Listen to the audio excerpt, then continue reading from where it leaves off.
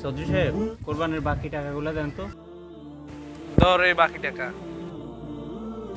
আচ্ছা ঠিক আছে। আচ্ছা ঠিক আছে, আমি উঠি, আমার কাজ আছে। চল, আরে আমরা উঠি। ভাই একটা কথা ছিল, আপনি যে ওনার সাথে কোরবানি দিচ্ছেন, আপনার তো কোরবানি হবে না। কি বলছিস? কেন কোরবানি হবে না?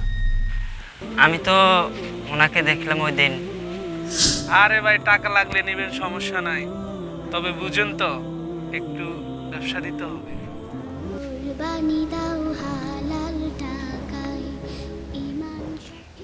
হ্যালো চৌধুরী সাহেব, দ্রুত আমাদের বাসায় একটু আসুন তো, আপনার সাথে একটু কথা আছে।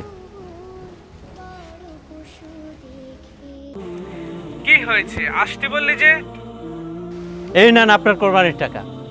আর কি হয়েছে, টাকা ফিরিয়ে দিচ্ছিস কেন? চৌধুরী সাহেব, আপনি আগে টাকা হাতে নেন, তারপরে বলছি।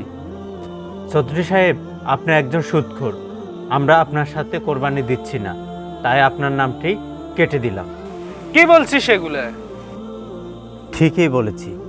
আপনার হারাম টাকা আমাদের হালাল টাকার সাথে মিশিয়ে আমাদের কোরবানি বরবাদ করতে পারবো না।